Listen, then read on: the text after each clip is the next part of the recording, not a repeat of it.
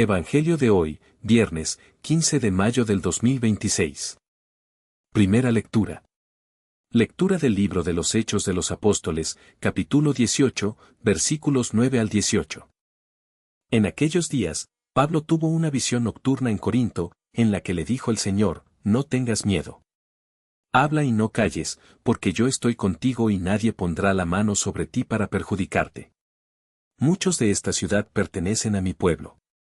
Por eso Pablo se quedó allí 1 año y medio, explicándoles la palabra de Dios. Pero cuando Galión era procónsul de Acaya, los judíos, de común acuerdo, se abalanzaron contra Pablo y lo llevaron hasta el tribunal, donde dijeron: este hombre trata de convencer a la gente de que den a Dios un culto contrario a la ley. Iba Pablo a tomar la palabra para responder, cuando Galión dijo a los judíos: si se tratara de un crimen o de un delito grave, yo los escucharía, como es razón. Pero si la disputa es acerca de palabras o de nombres o de su ley, arréglense ustedes. Y los echó del tribunal.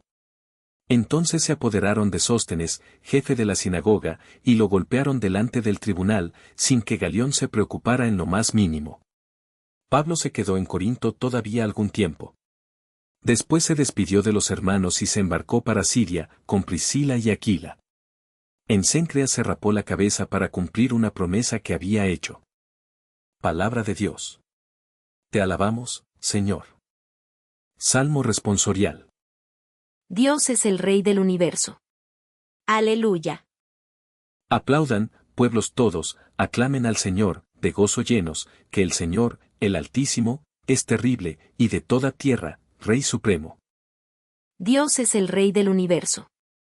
Aleluya. Fue Él quien nos puso por encima de todas las naciones y los pueblos, al elegirnos como herencia suya, orgullo de Jacob, su predilecto. Dios es el Rey del universo. Aleluya. Entre voces de júbilo y trompetas, Dios, el Señor, asciende hasta su trono. Cantemos en honor de nuestro Dios, al Rey honremos y cantemos todas. Dios es el Rey del universo. Aleluya. Aclamación antes del Evangelio. Aleluya, aleluya. Cristo tenía que morir y resucitar de entre los muertos, para entrar así en su gloria. Aleluya.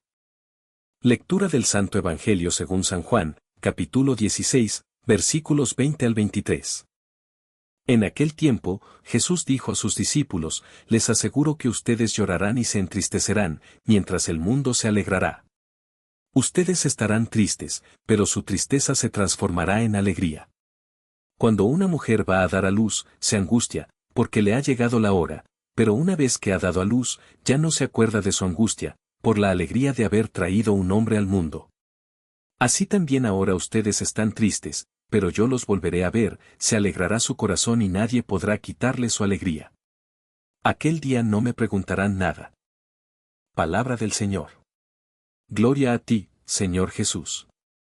Hermanos y hermanas en Cristo, en este viernes de la sexta semana de Pascua, nuestra Iglesia nos invita a meditar en el misterio de la alegría que nace de la tristeza, en la valentía que brota de la confianza, y en la presencia constante de nuestro Señor que transforma cada paso de nuestro camino. Las lecturas de hoy se entrelazan de una manera profunda, ofreciéndonos una luz poderosa para nuestras propias vidas. El Evangelio de San Juan nos regala hoy una de esas promesas de Jesús que, en su aparente paradoja, encierran la más pura verdad de nuestra fe: les aseguro que ustedes llorarán y se entristecerán, mientras el mundo se alegrará. Ustedes estarán tristes, pero su tristeza se transformará en alegría. ¡Qué palabras tan desconcertantes a primera vista! Nos habla de lágrimas y congoja, mientras el mundo celebra sus triunfos efímeros.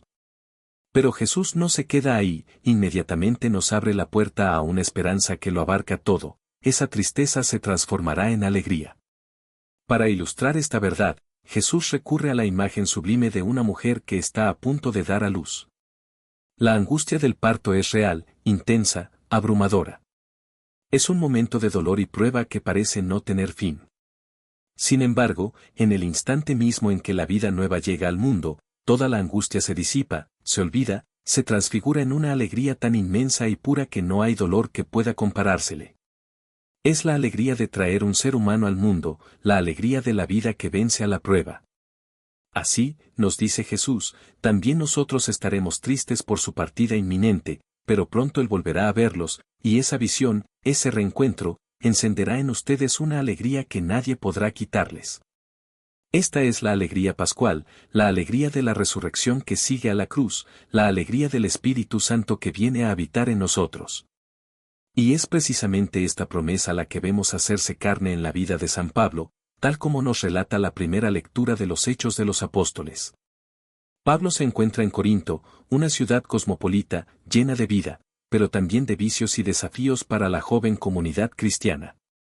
Pablo, como cualquier ser humano, experimenta momentos de temor, de desánimo ante la inmensidad de la tarea y la hostilidad del ambiente. No nos imaginemos a un apóstol invencible, sino a un hombre de carne y hueso, consciente de su vulnerabilidad.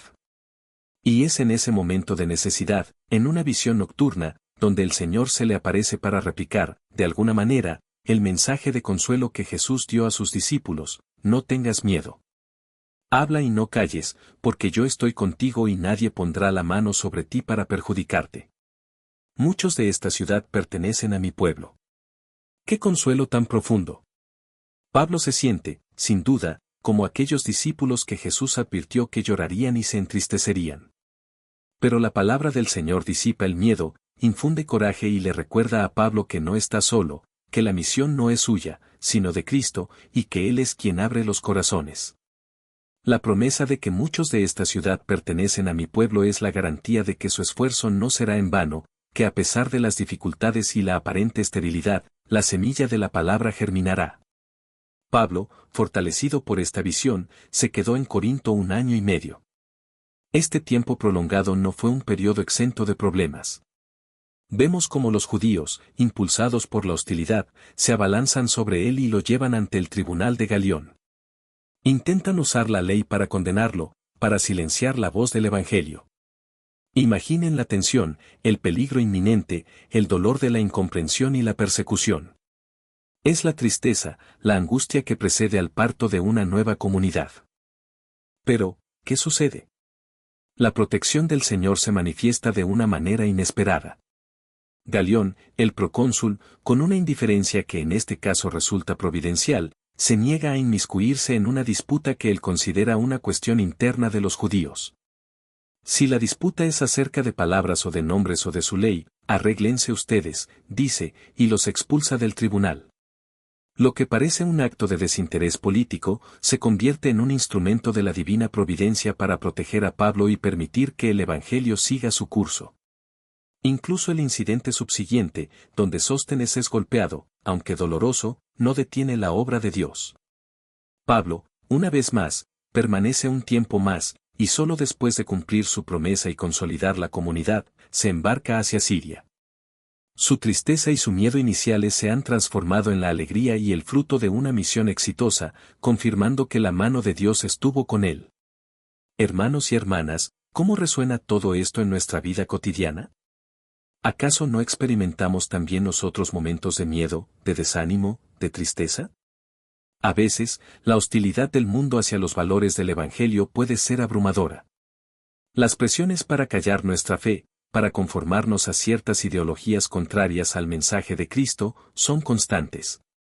Podemos sentirnos solos, pequeños, incapaces de hablar y no callar. Quizás nos entristezca la división en nuestras familias, la enfermedad de un ser querido, la pérdida de un empleo, o simplemente el peso de las preocupaciones diarias. Pero el Señor nos dice hoy, como a Pablo, no tengas miedo. Yo estoy contigo. Esta es la alegría que nadie puede quitarnos, la certeza de la presencia de Cristo resucitado que camina a nuestro lado. No se nos promete una vida sin problemas, sin lágrimas, sin oposición.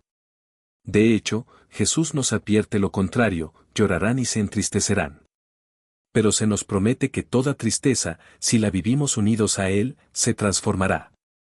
Como la angustia del parto se convierte en la indescriptible alegría de la vida nueva, así nuestras pruebas, vividas en la fe, se convertirán en una fuente de gozo profundo y duradero, en una manifestación de la gracia de Dios en nuestras vidas.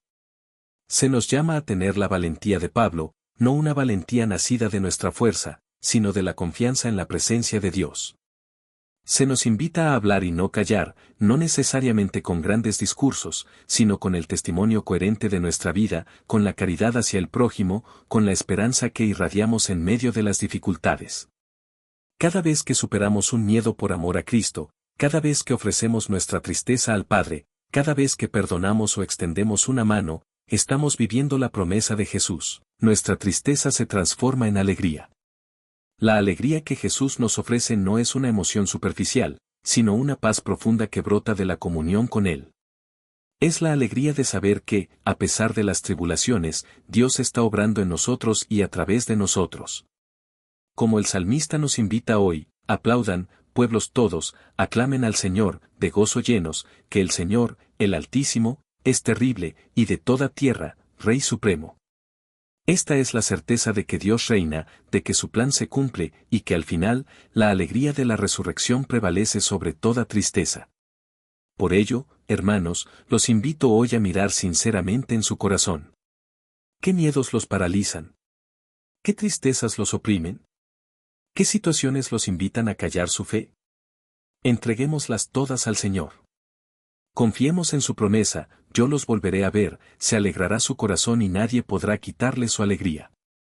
Que esta semana pascual que ya casi termina nos impulse a vivir con la valentía de Pablo y la esperanza inquebrantable de los primeros discípulos, sabiendo que Cristo ha muerto y resucitado para que también nosotros entremos en su gloria, para que toda nuestra tristeza sea transformada en la alegría eterna de su presencia.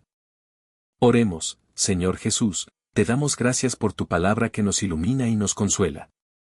En los momentos de miedo y tristeza, recuérdanos tu promesa, que estás con nosotros y que nadie podrá quitarnos la alegría que tú nos das.